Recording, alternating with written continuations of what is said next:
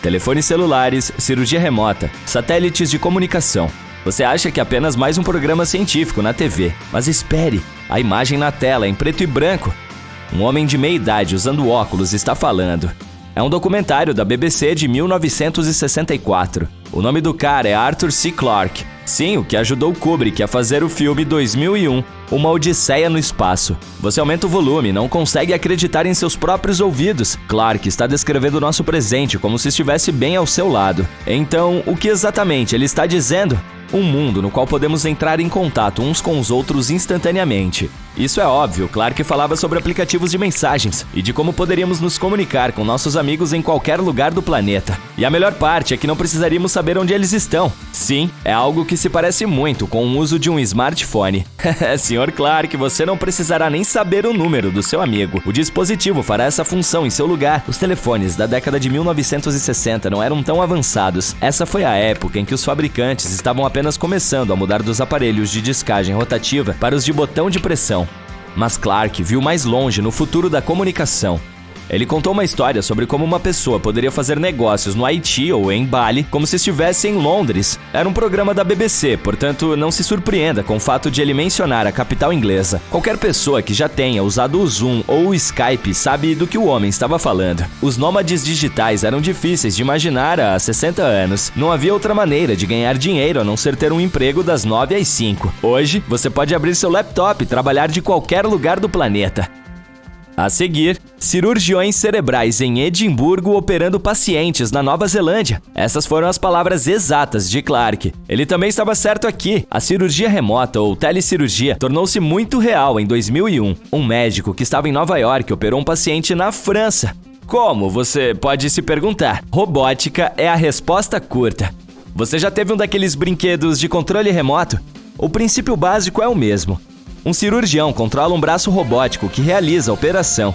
Para tanto, ele não precisa estar presente na sala. Pode até estar em outro continente. Clarke acertou em cheio com essa previsão. Não se desloque, comunique-se. Parece um slogan publicitário, certo? Quase isso. Este é outro exemplo de como Clarke viu tudo. Recentemente, trabalhadores de todo o mundo se acostumaram com o trabalho remoto. Agora, eles estão simplesmente se recusando a voltar para o escritório. O mínimo que aceitam é o trabalho híbrido, ou seja, quando você trabalha em sua cama por 4 dias e depois passa no escritório um dia para dar um alô. Isso teria sido impossível nos anos 60. Quero dizer, você poderia ficar em casa, mas não seria pago. Mas esse não é o fim das previsões de Clarke que se tornaram realidade.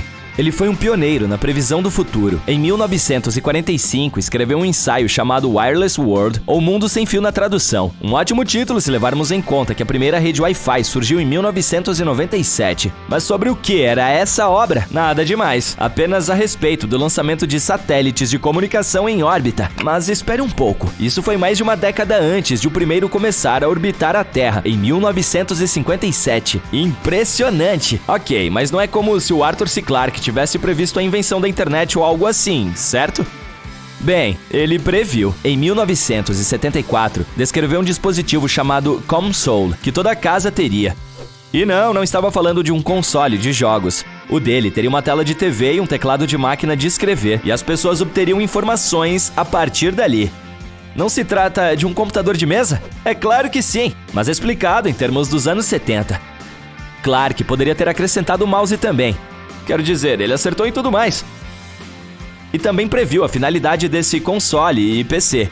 Obter extratos bancários, reservar ingressos de teatro e navegar pelas notícias. É exatamente para isso que usamos computadores e smartphones hoje em dia.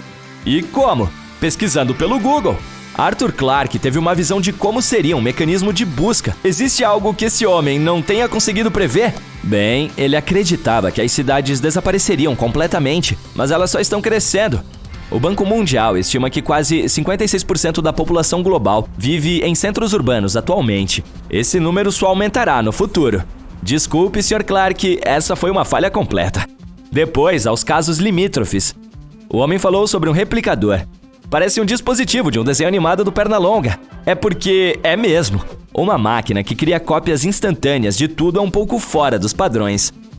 Mas, para ser honesto, temos impressoras 3D hoje, embora elas não sejam tão sofisticadas quanto o replicador de Clarke. Mas quem sabe, essa profecia pode se tornar realidade em uma década ou duas.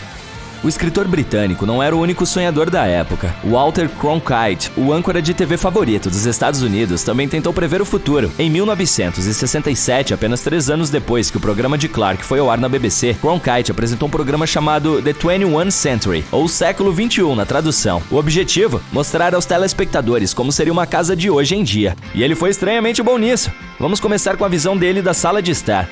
Tela de televisão 3D colorida e grande? Sim. Controles de console que operam vários aparelhos? Sim. Música que toca nos alto-falantes com apertar de um botão? Sim.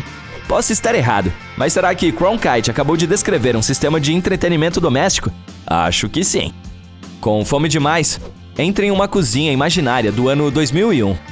Os pratos são feitos de plástico na hora. Ok, essa foi um pouco exagerada, mas você ainda pode comprar pratos descartáveis no supermercado. Esse não era o caso nos anos 60. Além disso, naquela época, era necessário limpar a casa sozinho ou contratar ajuda. Bem, Cronkite e seus convidados esperavam que essa situação mudasse. Eles falaram de robôs de pequeno porte que aceitariam instruções, que poderiam até mesmo ser programados para não esbarrarem humanos durante a tarefa. E, finalmente, esses pequenos robôs não precisariam se parecer conosco. Provavelmente você está olhando para o robô aspirador de pó no canto agora. Agora vamos falar de negócios. O programa imaginou o escritório em casa com uma impressora futurista. Ela receberia dados de satélites e imprimiria nosso jornal. Parece ingênuo hoje em dia, mas lembre-se de que a primeira impressora a laser surgiu meia década após a exibição do programa. Também se falava de um sistema de câmeras de circuito fechado. Hoje, esses sistemas de intercomunicação estão em todas as casas. Há 60 anos, era preciso usar um olho mágico para ver quem estava na porta. Mas o dispositivo mais misterioso mencionado por Cronkite é uma máquina de correspondência eletrônica. Eles não explicaram suas funções no programa, mas é possível que estivessem se referindo a um smartphone. Na época, o controle remoto da TV era praticamente perfeito. Portanto, esse dispositivo parecia ainda mais impressionante. Ok, todos sabemos o que você estava esperando. Carros voadores, certo? Sim. Cronkite incluiu essa previsão em seu outro programa, dessa vez sobre o século 20. De vez em quando, há notícias de uma startup de tecnologia que está construindo um carro voador, mas sempre acaba sendo um fracasso. Ainda podemos apenas sonhar em decolar e voar sobre um engarrafamento. No entanto, o programa dos anos 60 acertou em algumas coisas sobre automóveis. Travesseiros inflados? Provavelmente estavam se referindo a airbags, mas com outras palavras. Cronkite também previu os freios anti-bloqueio, os do tipo ABS. Os fabricantes começaram a instalá-los décadas depois.